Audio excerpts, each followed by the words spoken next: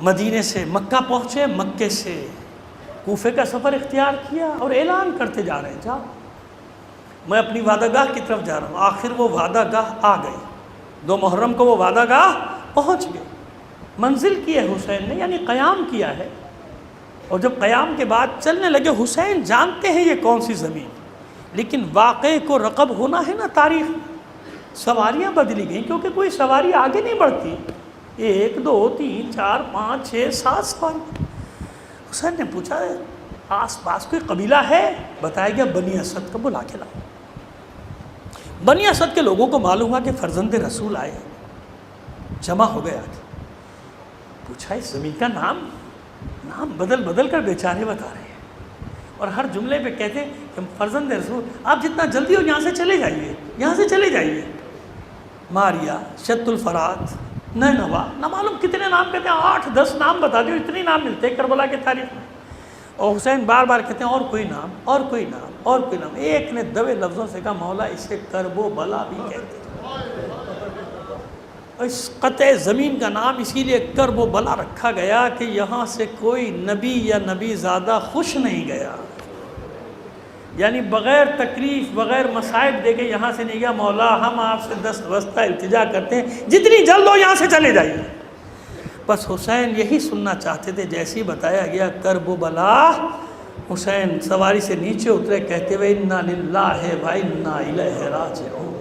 عباس بٹھا دو سواریاں، ناقے بٹھا دو، سامان اتار لیا جائے، خیمے نصب کر دیے جائیں۔ یہی وہ جگہ ہے جس کا حسین سے وعدہ ہے، یہیں ہمارے خیمے نصب ہوں گے، یہیں ہم قتل کیے جائیں گے، یہیں ہمارے مزار بنیں گے، قیامت کے دن یہیں سے ہم اٹھائے جائیں گے۔ حسین نے حکم دے دیا، فضہ پہنچی، ثانیہ زہرا یاد فرما رہی ہیں، محمل میں ہے ابھی، ناقے پر محمل میں ثانیہ زہرا بھی بیٹھ گئی۔ پہنچے محمل کے پاس حسین، گھبرائی ہوئی آواز ہے ثانیہ زہرا کی بھیا جتنی جلدی ہو سکے یہ زمین چھوڑ دو، جب سے یہاں آئے ہیں میرے دل کو قرار نہیں ہے، اس مٹی سے مجھے آپ کے پاک لہو کی بو آتی ہے۔ حسین نے سر جھکا کے کہا نہیں بہن، اب ہم کہیں جانے والے نہیں، یہی وہ زمین ہے جس کا ہم سے وعدہ کیا گیا۔ وہی بتایا سارا واقعہ، وہی واقعہ ہے۔ ثانیہ زہرا سے فرماتے بہن جو تم بھی سنتی آئی ہو میں بھی سنتا آیا ہوں، یہ وہی سرزمین ہے، وہی سرزمین ہے۔ واپس آئے، بلایا، پوچھا بنی اسد سے زمین کس کی ہے؟ کہا ہماری زمین، ہماری ملکیت کا سودا کرو، میں خریدنا چاہتا ہوں۔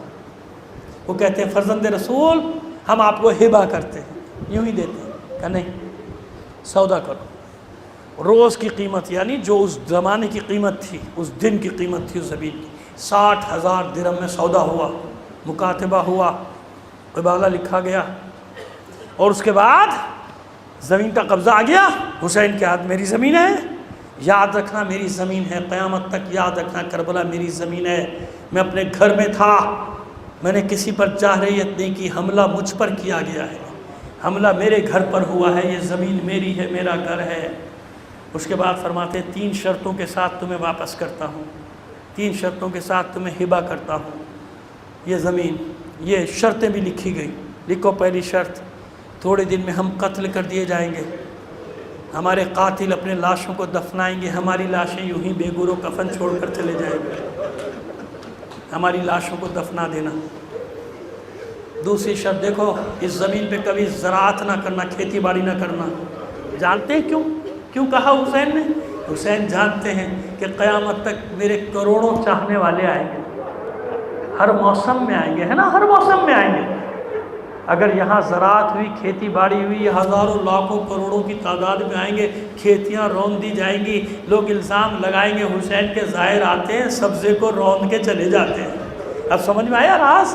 کیوں کہا حسین نے کھیتی باڑی نہیں ہوگی یہاں، تاکہ کوئی میرے چاہنے والوں پر، میرے زائرین پہ کوئی الزام نہ لگا سکے، یہاں کھیتی باڑی نہیں کرو گے۔ تیسری شرط دیکھو، بہت عرصے بعد خوف کی فضا ختم ہوگی، ہمارے چاہنے والے ہمارے قبروں کی زیارت کے لیے آئیں گے، انہیں ہماری قبروں کے نشان بتانا، اور 3 دن انہیں مہمان رکھنا۔ لوگ سوال کرتے ہیں نا آپ کو کیسے یاد ہے، کیسے پتا، یہاں تیر چلا، یہاں ہاتھ کھڑا، وہ خدا کے بندو حسین کی وصیت تھی، لہذا بنی اسد نے ایک ایک نشانی محفوظ رکھی۔ کہاں عباس کا ایک بازو قلم ہوا، کہاں دوسرا قلم ہوا، کہاں مشکیزے میں تیر لگا، کہاں عباس گھوڑے سے نیچے آئے، کہاں علی اکبر کے برچھی لگی، کہاں علی اصغر کے گلے میں تیر لگا، کہاں اون و محمد گرے، کہاں قاسم کی لاش پامال ہوئی، کہاں حسین نشیب میں گرے ہیں، کہاں سے بہن نے بھائی کا گلا کٹتے ہوئے دیکھا۔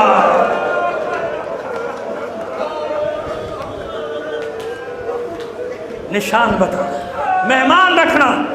اور عزادارو جانتے ہو نا کہ آج تک کربلا کے لوگ، کربلا کے اطراف کے لوگ تمہاری راہوں میں پلکیں بچھائے بیٹھے ہوتے ہیں یا نہیں؟ اپنے گھر میں جو کچھ ہوتا ہے لے کر آ جاتے ہیں، ہاتھ جوڑتے ہیں تمہارے پیر دباتے ہیں، تمہارے پیروں کی خاک اٹھا کے سر پہ رکھتے ہیں۔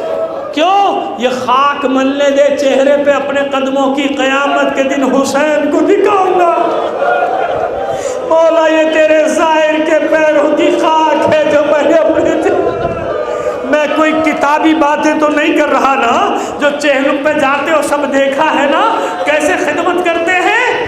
مہمان رکھنا۔ پھر پہلی شرط میں واپس پلٹے حسین، ہمارے لاشیں ضرور دفنانا۔ سب نے اقرار کیا، کہا نہیں اپنی خواتین کو بلاؤ۔ خواتین آئیں، کہا دیکھو اگر یہ مرد ڈر جائیں تم لاشیں دفنانا۔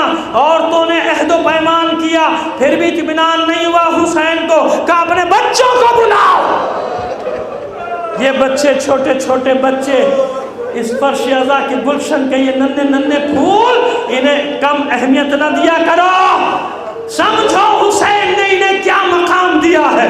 بچوں کو بلا لیا، حسین زمین پہ بیٹھ گئے، بچوں کے برابر آ گئے، بچوں کے جھرمٹ میں ہیں، کوئی بچہ اس زانو پہ، کوئی بچہ اس زانو پہ، کسی کو پیار کر رہے، کسی کے سر پہ ہاتھ پھیر رہے۔ جب بچے مانوس ہو گئے تو اب حسین فرماتے ہیں اے بچوں دیکھو اگر یہ بڑے ڈر جائیں ہمارے لاشیں نہ دفنائیں تو تم تو بچے ہو نا چھوٹے چھوٹے، کھیلتے